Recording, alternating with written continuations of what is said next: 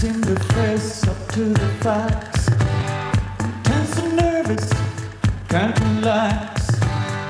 Can't sleep, bed's on fire. Don't touch me, I'm a real live wire. Psycho killer, qu'est-ce que c'est? Fire, fire, fire, better. Run, run, run, run, run away. Oh, oh, oh, oh, oh,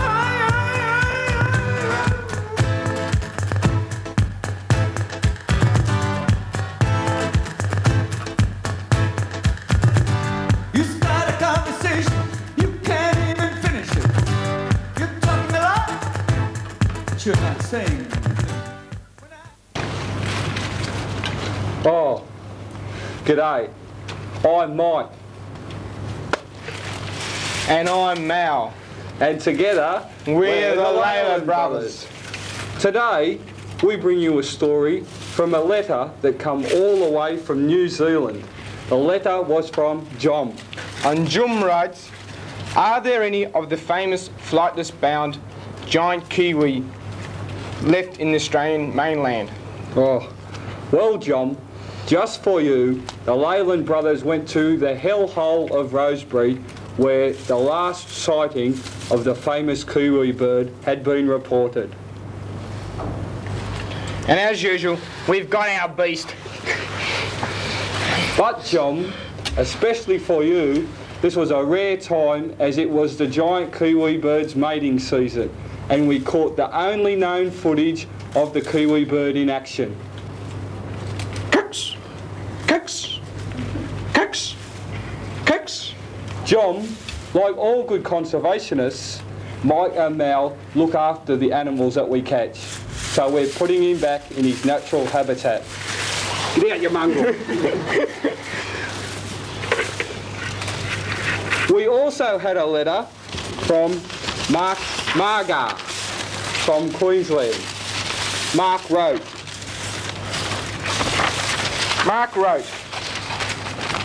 could you please show us some of the tourist spots, the highlight spots in Tasmania? so Mike and I travelled to Tasmania and we found there was only one tourist highlight. And that tourist highlight was the potato, the common old spud, as they call it in Tassie. I'm Mike. And I'm Mal. And we're the Leyland Brothers. Good evening, ladies and gentlemen. This evening in the studio we're very privileged to have Sir James Walmsley, Managing Director of Broken Bottle Proprietary Limited, who has recently announced a big takeover move on Broken Hill Proprietary Limited. Good evening, Sir James. Good evening. Glad to be here. Good. Sir James is all right to call you by? Yes, that's quite all right. Fine, fine. I feel very sort of much more comfortable if I establish the sort of rapport level earlier on in the interview. You understand? Yeah. Fine. Some people get rather upset as to how they're addressed, especially where titles are concerned. Fine. Sir James it is then. Right. James, I take it James is okay? Yes, James will be fine, yes. Good. A little less formal, don't you think? Yes, yes, sure. Yes, yeah, I think so too. Much sort of cosier feel if we just use Dexter and James. Much better. Very well, carry on. Tell me, Jim. Sorry, Jim's okay, isn't it? Well, most of my good friends call me Jim. I suppose it will do for this interview. Yes, Great. Jim it is. Glad to hear it. It just brings it down that one more level to much more sort of cosy atmosphere, and the ice is completely broken. Fine, Jim it is then. Okay then. Now, Jim baby, could you do... Right, not Jim baby. No, that's it. I've had enough. Jim baby? I'm going. What? Sir James, please, come back. Tell us about the latest takeover. I'm sorry, I don't know how that slipped out. I can't understand it.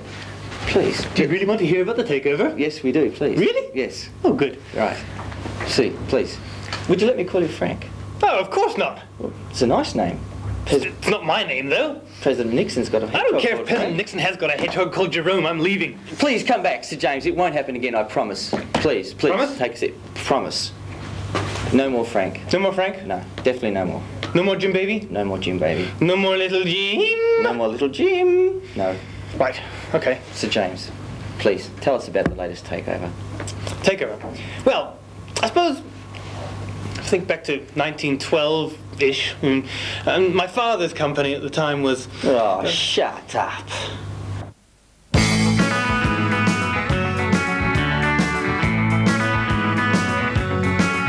Took a last weekend in a hotel in Amsterdam, a double pneumonia in a single room, and the sickest joke was the price of the medicine. Now they're laughing at me now, may I please laugh along with you?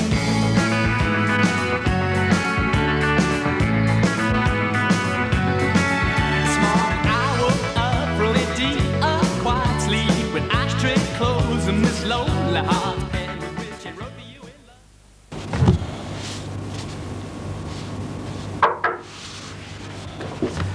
Come in. Good morning. It's Janice Baker, isn't it? That's right. I'm so pleased to meet you. I've heard a great deal about you, Janice. I hope half of it's true. Would you like to take a seat? Certainly. Do you know what I'm selling, Janice? No, I find salesmen don't really have a lot to offer. Yes, well, I suppose it depends what they're selling, doesn't it? What I'd like to do is, considering that this is our first meeting, I think we should really establish some rapport, don't you? Well, tell me a little about yourself. Well, I'm primarily in the business of selling added value. Do you know what that is? No, but I think I'll have 10 of them. Ian, I think I'll give IBM a call about that computer order. Look, Mike, I don't really think it's necessary, but I suppose if you really want to. I think it's a good idea, Ian. I'll give him a call. Okay. Good morning, Mark Aga, IBM. Good morning, Mark. Mike Addison from Dick & Smith here. Ringing up regarding that System 38 order we placed with you. Oh, Michael, about those System 38s. I'm sorry I sold my last one last week. I really needed to talk to you. Why didn't you call? Why didn't you call? Why didn't you call? What did he say, Mike? He asked us why didn't we call. Oh.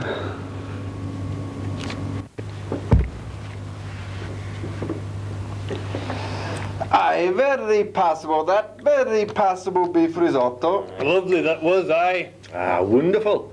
Grand meal, that. Nothing like a good glass of Chateau de Chasselet, eh, Peter? Aye. Aye. Now, you're not wrong there, Cameron. Who'd have thought 10 years ago we'd be sitting here drinking Chateau de Chasselet, eh? Aye, in those days we were lucky to have the price of a cup of tea. Aye, cup of cold tea. Aye, without milk or sugar. Or tea. Aye.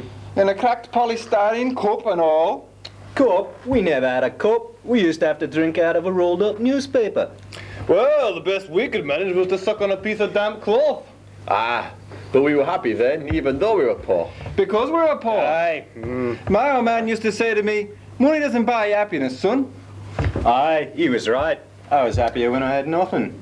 We used to live in this tiny old house with great big holes in the roof.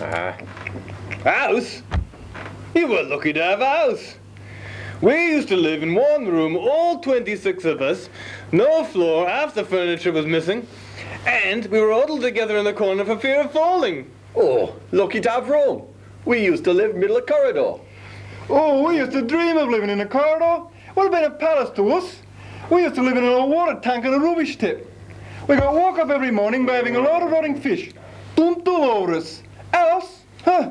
Or when I say a house, it was only a hole in the ground covered by a sheet of tarpaulin. It was a house to us. We were evicted from our hole in the ground. Had to go live in Medina. Oh, lucky to have Medina. Aye. There are 150 of us living in shoebox, middle of the road. Cardboard box? Ah.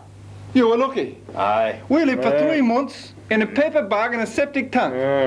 Used to get up at 6 in the morning, be in a paper bag, eat a crust of stale bread, go down to ELT 14 hours a day, week in, week out. And when we got home, we'd have to write up every foil we did that day. Aye. Luxury. We had to get up out of Medina, 4 o'clock in the morning, clean our room, eat a handful of hot gravel soaked in virtual milk, work down at ELT 20 hours a day, and when we got home, we had to prepare a call on managing director if we were lucky. Ah, but we had it tough.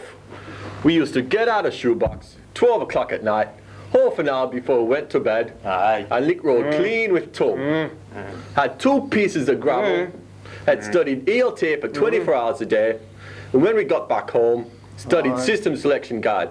Backwards. And you try telling young ISAs of today that, and they won't believe you. They won't. They won't. Listen.